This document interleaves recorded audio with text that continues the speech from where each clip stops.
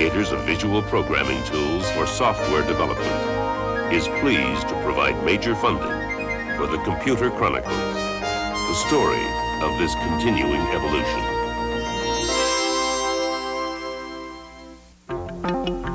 You're back where you belong, back there on the grass. Welcome to the Computer Chronicles. I'm Stewart Cheifet, and this is Gary Kildall, whom I'm trying to beat in a game of Pong. Pay attention.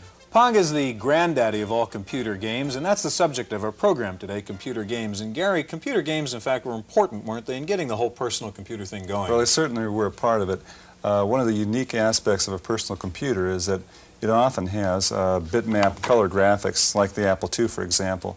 And that way you can do very dynamic things, games that you couldn't do, say, with a teletype style or scrolling display you would find in a larger computer system. This particular game, obviously, is a pretty old vintage, and they've gotten a lot more sophisticated since then, and we're going to see some of that today. Indeed, we've got a very exciting show. We'll be meeting some of the superstars of computer game programming from Electronic Arts, from Atari, and from Activision. And while the idea of computers in games may be new, the idea of people playing games with machines is not really new. Now that was the first one. That was legitimate. Before the first program was written to simulate a starry background or a speeding racer, penny arcades offered simpler, more mechanical amusements, but with the same goals in mind: to challenge and entertain. If the locale was less exotic and the competition less ferocious, at least some of the game's interactions were similar. A player needed manual dexterity in competing for points or a reward, more tangible in some cases than in others. As a device for escaping daily routine, computer-generated graphics brought a level of fantasy that no mechanical game could ever approach. Instead of escaping from a schoolroom or an office, a player could leave the Earth or move to a different universe. Modern arcade computer games offer different kinds of challenges, from fast action games that demand even faster reactions, to maze-type games where the player threads his way around obstacles, and war games where the object is to destroy or be destroyed. In one of the latest adventure games, animated images are stored on Laserdisc to be recalled sequentially, following the story's plot and according to the player's responses. If the player moves the control stick in the right direction, he is rewarded with a successful escape. But if the player makes a mistake, the program picks an alternative sequence of images, and the results can be extremely uncomfortable. Whether used to create unknown worlds or to enhance the reality of familiar worlds, computer games succeed in an unlikely domain, transforming pinpoints of light on a little screen into a believable realm, larger than life, and usually more exciting.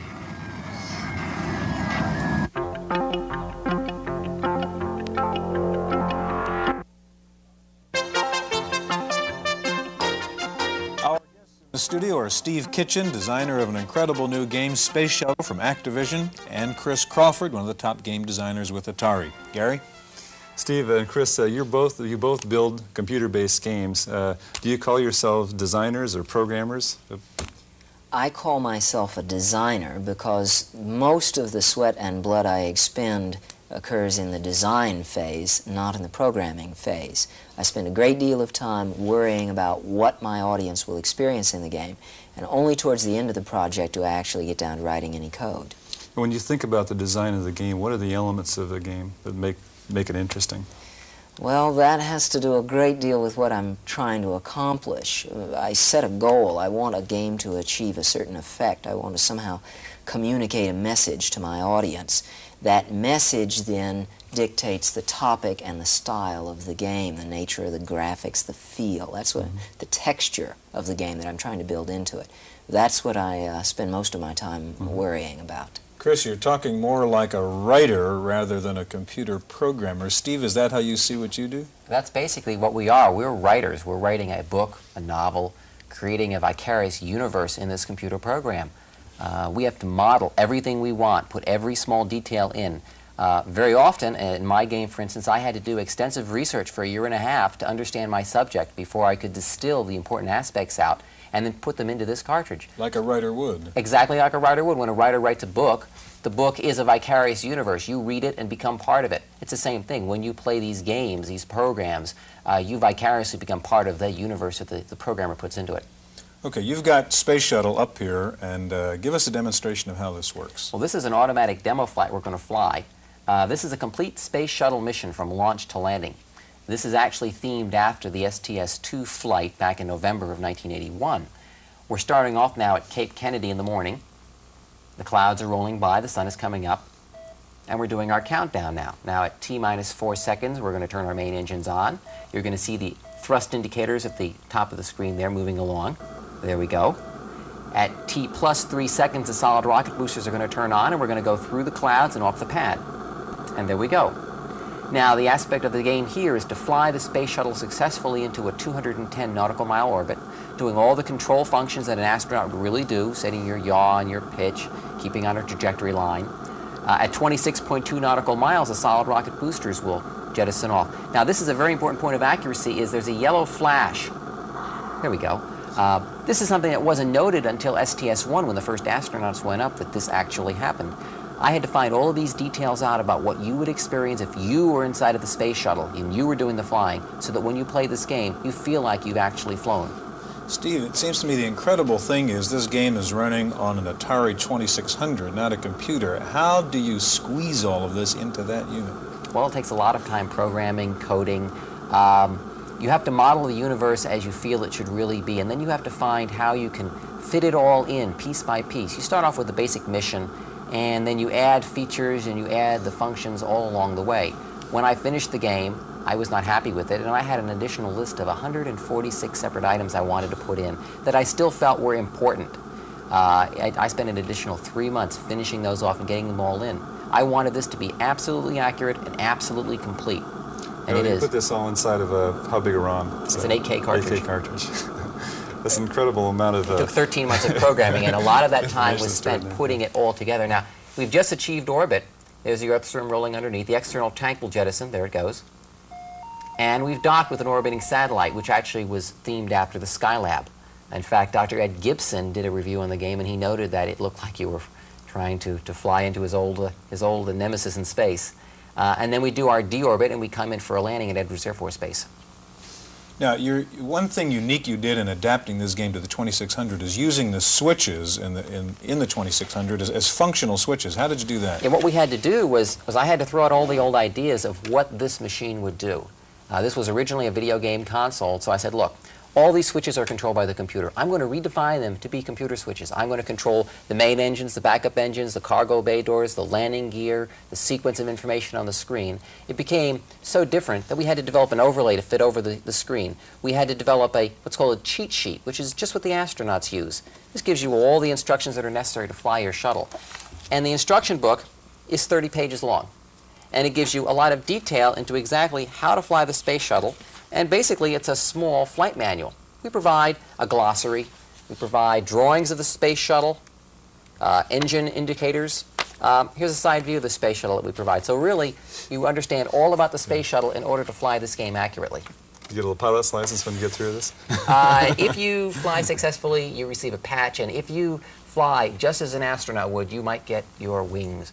We're entering the Earth's atmosphere now, and you see we're getting the ionization cone that appears around the Space Shuttle.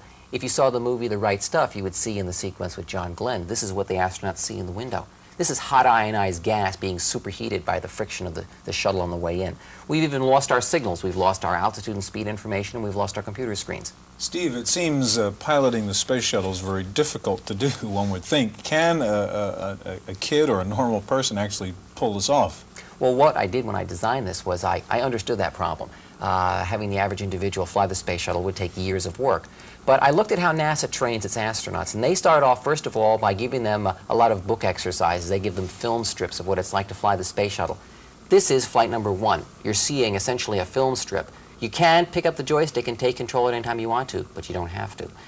There's a second flight called a training flight, and that basically is like flying in a simulator. You can make mistakes, you can make errors, and the computer will compensate, and it will let you know. And then flight 3 is the actual real thing. So you work your way up to flying the actual mission. You can get into it very easily, and then work your way up and finally try to achieve your wings. The interesting thing about this game, I think, is that it's an educational learning experience as well as... vicariously educational. Right. You're not sitting there playing flashcards.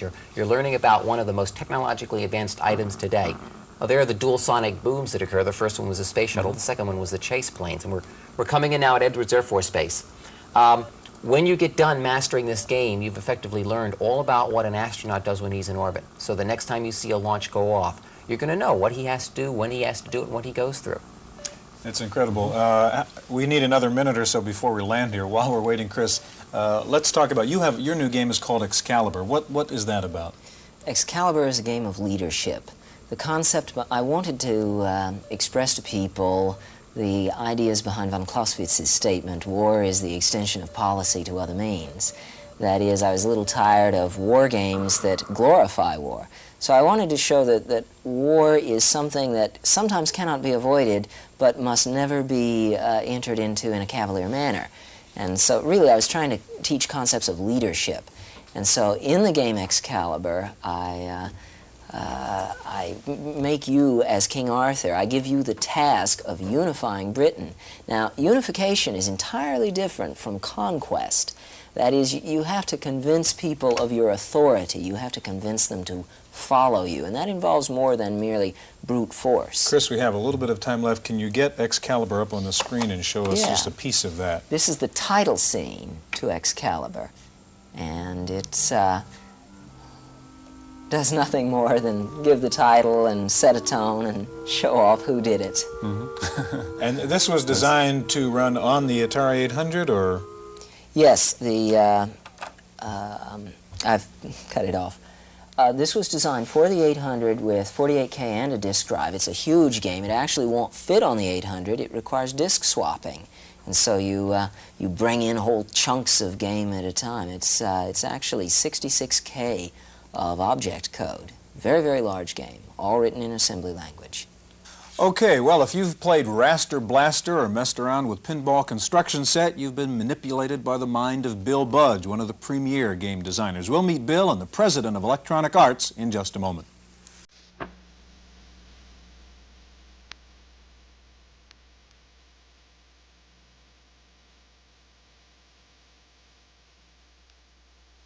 Joining us now is game designer Bill Budge, who works with Electronic Arts, and the president of Electronic Arts, Trip Hawkins.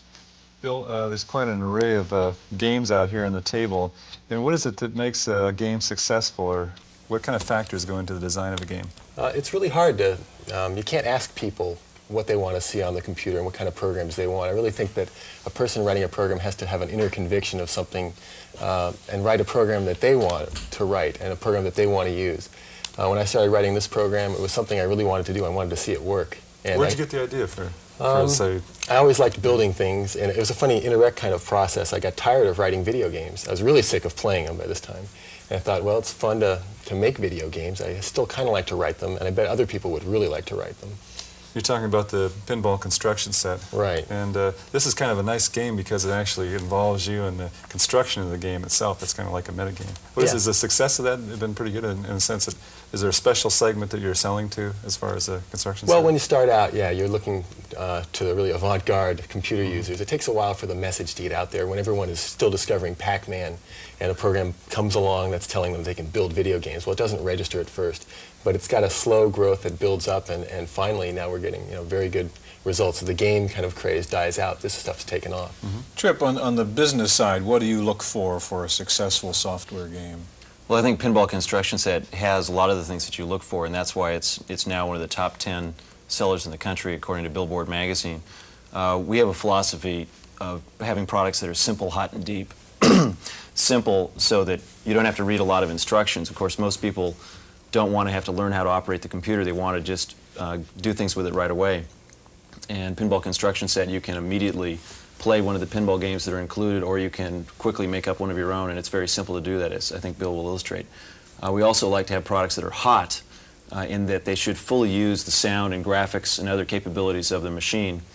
And we also look for programs that are deep. In the case of Pinball Construction Set, you can make your own pinball game, so it has a lot of creative possibilities and allows people to control what they're going to make and interact with it and change it.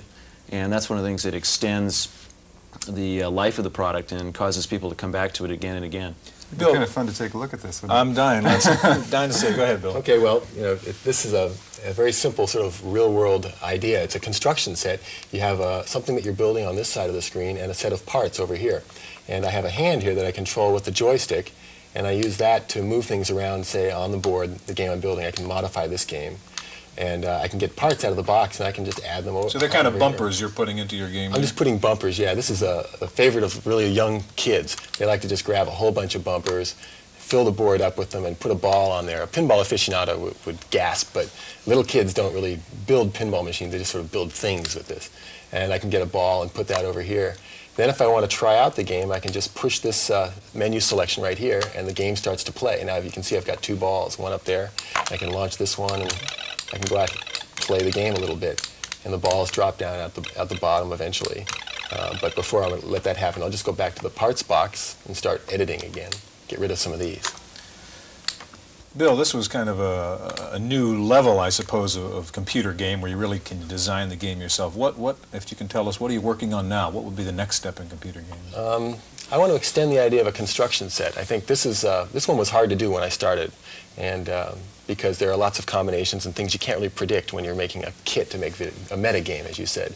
I'd like to extend the idea even further, and the problem there is then designing the parts box. In pinball, it's a small set of parts. You don't really have to worry about thinking up abstractions.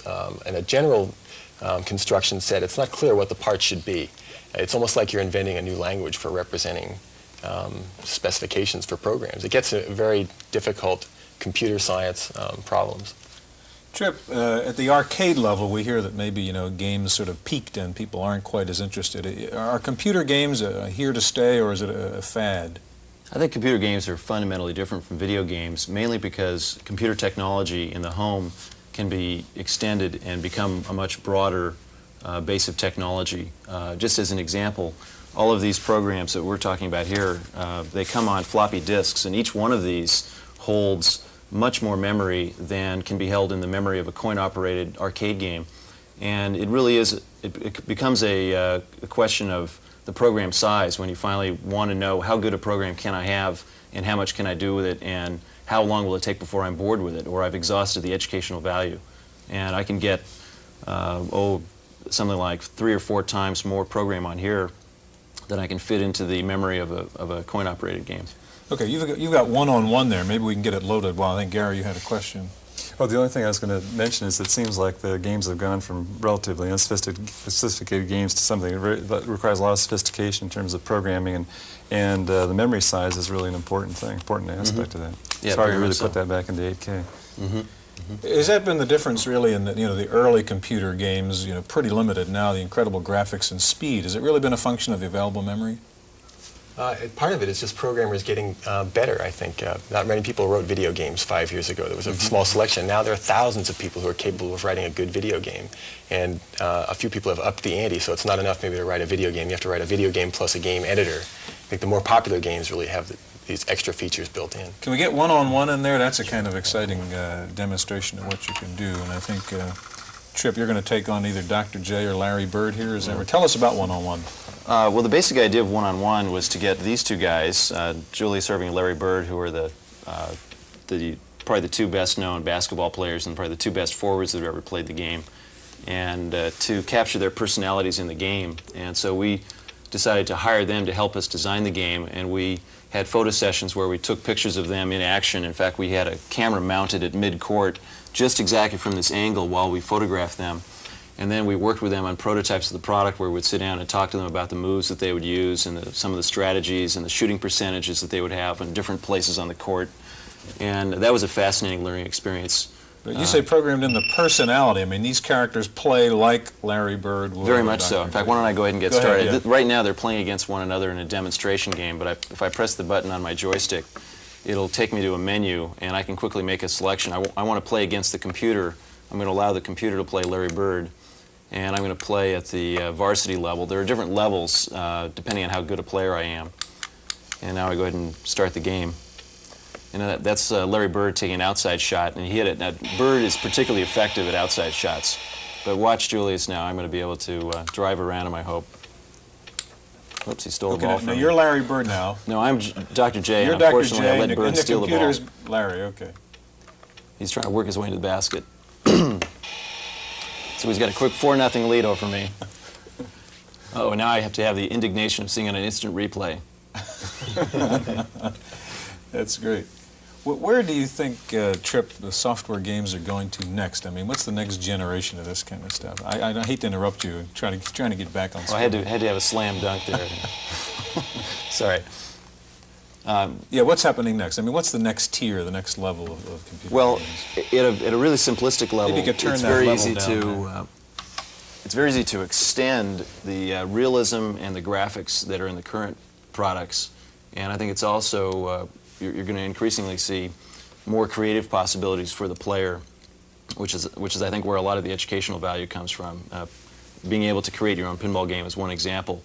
We've extended that with Music Construction Set to a product that is about music, and of course there are a lot of people that are really interested in music and interested in having their children learn about music, and it uses a lot of the ideas that Bill pioneered with the Pinball Construction Set. And I think that the area where the greatest challenges will come is in looking for original ideas and new creative ways to break the mold. I mean, a lot of people look at what other people have done and try to do something that's a spin-off from that, but the really creative geniuses in the industry are capable of coming up with something completely new. Do they just come to you, they say, we've got an idea and here's a program I've written, and then you turn around and sell it? It happens all different ways. We have one of our better products, it's called Hard Hat Mac, and 2 high school boys came into our office one day and they had 3 sheets of high school notebook paper they'd drawn up in their physics class, and we signed a contract based on that. Gentlemen, we're out of time. Bill, Trip, thanks so much. Thank you for joining us in this edition of the Computer Chronicles.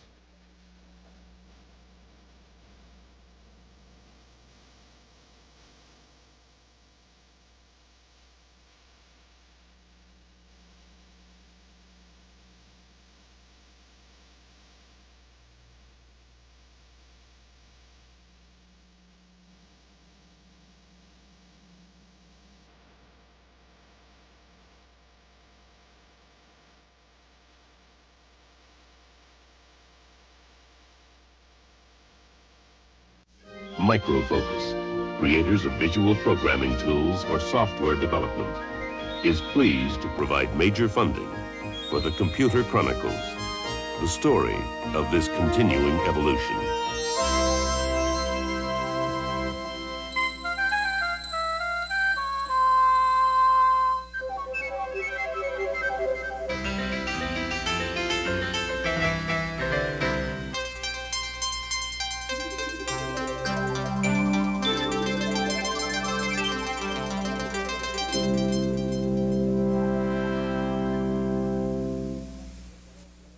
Random Access is made possible by a grant from Popular Computing, a McGraw-Hill magazine.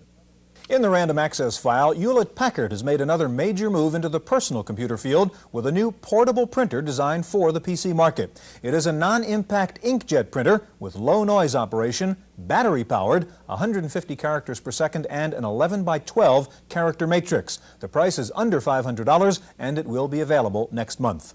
IBM in the news again this week. First of all, IBM announced a licensing agreement with Intel to allow IBM to produce its own 8088 chips, the microprocessor used in the PC. Tremendous demand on Intel's output of the 8088 has kept IBM from producing enough PCs to meet its demand.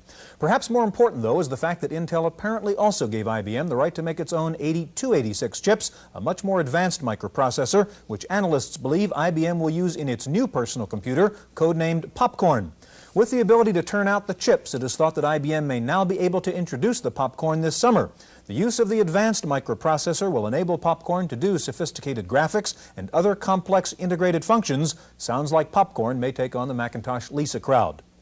Victor Technologies, the high-flying hardware computer company which took a nosedive this year, may be bought out by the British firm Applied Computer Technologies. The would-be buyer indicated it might close down the Silicon Valley factory and move operations to Scotland.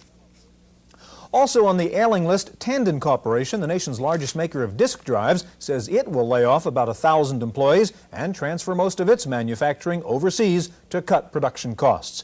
In fact, countries all over the world are dropping in on the Silicon Valley trying to get a piece of the high-tech action. In the last year, 20 different countries have sent delegations to the Silicon Valley in an effort to lure their business abroad. The countries offer incentives such as government subsidies and attractive tax packages. The most successful recruiter by far has been Ireland. One foreign country very much on the mind of high-tech executives is Japan, with particular attention focused now on the debate in the Japanese parliament on a new proposed software bill which would limit software copyright protection for U.S. products to 15 years and force American companies to allow Japanese firms to sell U.S.-made software. The net result would be little protection for American manufacturers, with Japanese companies able to sell the same software at a lower price by avoiding the high research and development cost. And speaking of software, you say you have a modem but can't use all the bells and whistles because you don't have the right communication software? Listen to Paul Schindler. Okay, it's all set. 3 men in a monkey suit. Listen, I'm going to have to get back to you later. Bye-bye. Communications. Did you know that using one of these devices, called modems, computers can talk on the phone, just like us, only faster? But if you already have PC communications, you might be surprised to hear that you're in a minority. Fewer than 1/4 of PCs communicate. So many of you are waiting to make the plunge. Perhaps the hundreds of communications packages on the market have daunted you. Well, the Whole Earth Software Catalog and Review has sorted communications out for beginners. Now, if your computer runs the CP/M operating system, we suggest you consider MITE, or Modem 7. For users of the IBM PC, the best packages are SmartCom 2 and Crosstalk 16. PC Talk 3 is more limited, but then at $35, it's also the cheapest communications package. Apple computer users may want TSC Terminal if they use 40-column screens, or Data Capture 2 for 80 columns.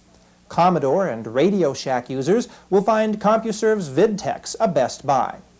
Now, there simply isn't time to get into all the wonderful things you can do once you have communications, but believe me, a PC on the phone opens up new worlds. Just ask someone who already has a modem. Call them, or call their computer. For Random Access, I'm Paul Schindler. Next week, Paul takes a look at Ken Houston's professional blackjack program.